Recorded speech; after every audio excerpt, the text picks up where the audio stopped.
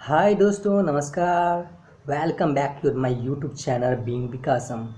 इस चैनल के माध्यम से आज आप लोग देखोगे एसएससी सीएचएसएल का जो एग्ज़ाम आने वाला है उसमें क्वेश्चन कैसे पूछे जाएंगे, जिसके संबंध में SSC CGL, SSC CHSL, SSC MTS की प्रीवियस ईयर के कुछ क्वेश्चन।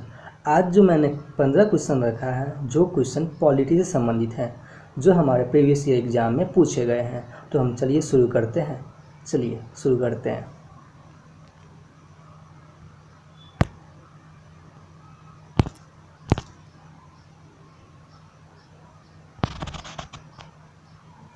चलिए, आपके स्क्रीन पे पहला क्वेश्चन है कि the Malimath committee reports deals with, मतलब कि मलिमत कमेटी का रिपोर्ट का संबंध किससे है। तो चलिए, इस क्वेश्चन का आंसर हो जाएगा आपको क्रिमिनल जस्टिस सिस्टम रिफॉर्म्स, मतलब कि आपराधिक न्याय प्रणाली से। किससे है ये? आपराधिक न्याय प्रणाली से आपको मलिमत समिति का रिपोर्ट का संबंध था। चलिए नेक्स्ट क्वेश्चन पे हम लोग चलते हैं। नेक्स्ट क्वेश्चन, जैसे कि आप लोगों ने देखा है कि इस क्वेश्चन में लिखा हुआ है कि which country was the first implement goods and service tax, मतलब कि जीएसटी को हम लोग कह सकते हैं गुड्स एंड सर्विस टैक्स, जो 1954 में, कब 1954 में इसका पहला इम्प्लीमेंट फ्रांस में हुआ था। कहाँ पे हुआ था? जब तक उस टाइम में शायद इंडिया इसके बारे में सुना भी हो या नहीं सुना हो, लेकिन इसका पहला इम्प्लीमेंट फ्रांस में हुआ था। कब हुआ था? 1954 में। कब हुआ था? 1954 में। चलिए नेक्स्ट क्वेश्चन पे चलिए हम लोग तीसरे क्वेश्चन पे चलते हैं। तीसरा क्वेश्चन है कि पौंडीचेरी की पहली महिला पुलिस महानिदेशक कौन थी, मतलब कि who was the first female director general of police in Puducherry. इसका आंसर हो जाएगा आपको सुंदरी नंदा। कौन हो जाएगा? सुंदरी नंदा, जो कि पौंडीचेरी की पहली महिला पुलिस महानिदेशक थी। चलिए मैं चलते हैं चौथे क्वेश्चन पे।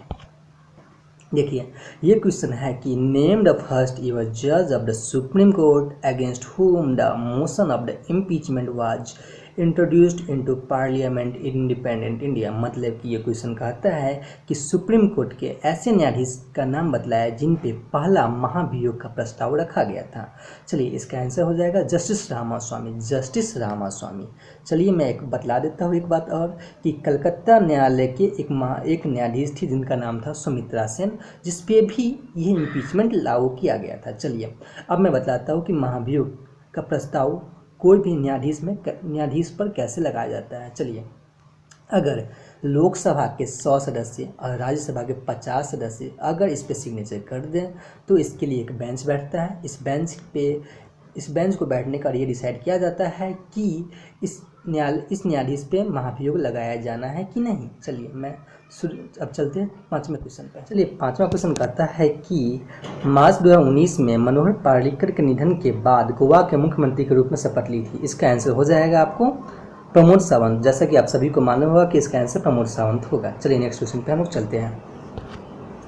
देखिए ये क्वेश्चन हम लोग कहता है कि भारतीय संविधान में अवशिष्ट शक्ति का विचार संविधान में लिया गया था। देखिए अवशिष्ट शक्ति के बारे में हम लोग बात करें तो कहते हैं कि अवशिष्ट शक्ति, इससे पहले हमको 3 सूची पढ़ना होगा। पहला सूची होता है संघ सूची, दूसरा होता है राज्य सूची और तीसरा होता है समवर्ती सूची। संघ सूची पे संघ सरकार कानून बनाते हैं, राज्य सूची पे राज्य सरकार और समवर्ती सूची पे दोनों मिलकर कानून बनाते हैं। और इस तीनों के बाद जो कुछ भी चीज़, अगर कोई नया कानून आया, कोई नया विधि आया, तो उस पर जो कानून बनाएगा वो बनाएगा संघ। इसे ही अवशिष्ट शक्ति कहा जाता है, जो हमारे संविधान में कनाडा से लिया गया है। कहाँ से लिया गया? कनाडा से। अब दक्षिण अफ्रीका से क्या लिया गया है? हम लोग जो अमेंडमेंट करते हैं तो वो हम लोग दक्षिण अफ्रीका से लिए हैं।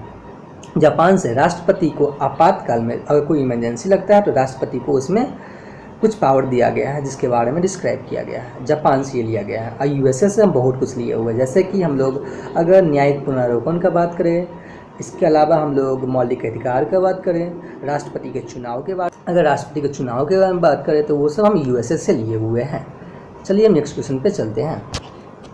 तो नेक्स्ट क्वेश्चन कहता है कि विश्व की सबसे पहली महिला प्रधानमंत्री का नाम क्या था। तो इसका आंसर हो जाएगा श्री माओ भंडारनायके। इसका नाम क्या था? श्री माओ भंडारनायके, जो कि श्रीलंका की पहली महिला प्राइम मिनिस्टर थी। ऐसे हम बोल सकते हैं कि विश्व की पहली महिला प्रधानमंत्री भी श्री माओ भंडारनायके थी। अगर इंडिया की पहली महिला प्रधानमंत्री के बारे में बात किया जाए तो वो हमारी इंदिरा गांधी हो जाएगी। चलिए नेक्स्ट क्वेश्चन कहता है कि भारत सरकार द्वारा गठित किस पैनल ने चीनी उद्योग को पूर्ण विनियंत्रण की सलाह दी थी। तो इसका आंसर हो जाएगा रंगराजन पैनल, क्या हो जाएगा? रंगराजन पैनल। चलिए ये क्वेश्चन है कि which of the following states pass the maintenance of household register bill in March 2019, मतलब कि निम्न में से किस राज्य ने मार्च 2019 में गृहस्थी रखरखाव पंजीकरण विधेयक पारित किया है? तो इसका आंसर हो जाएगा आपको मिजोरम। क्या हो जाएगा? मिजोरम। मिजोरम ने मार्च 2019 में गृहस्थी रखरखाव पंजीकरण विधेयक पारित किया है। चलिए ये क्वेश्चन कहता है कि in March 2019 social media platforms and internet and mobile association of India presented for the general election 2019 to the election commission of India. Election commission of India के द्वारा 2019 में क्या पारित किया गया था? उसका नाम था वॉलंटरी कोड ऑफ एथिक्स। क्या? Voluntary code of ethics. चलिए नेक्स्ट क्वेश्चन पे चलते हैं। Which of the following articles of the Constitution of India deals with the Uniform Civil Code? अब यूनिफॉर्म सिविल कोड, इससे पहले मैं आपको बतलाऊंगा। देखिए आर्टिकल 36 से लेकर 51 तक इसमें हमको नीति निर्देशक तत्व के बारे में डिस्क्राइब किया गया है, जिसमें हम आर्टिकल 45 14 वर्ष के बच्चों के बारे में, आर्टिकल 44 यूनिफॉर्म सिविल कोड के बारे में डिस्कस करते हैं। अतः इसका आंसर 44 हो जाएगा, आर्टिकल 44। चलिए नेक्स्ट क्वेश्चन पे हम लोग चलते हैं। चलिए ये क्वेश्चन है कि सौर ऊर्जा समाधानों के क्षेत्र में योगदान देने के लिए चौथा कार्नोट पुरस्कार किसे मिला? तो ये पुरस्कार मिला था हम लोग के रेल मंत्री पीयूष गोयल जी को मिला था। चलिए नेक्स्ट क्वेश्चन पे चलते हैं।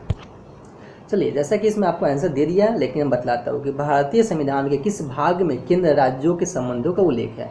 तो इसका आंसर हो जाएगा आर्टिकल 245 से लेकर 255, जो भाग 11 में दिया है, इसके बारे में मेंशन किया गया है।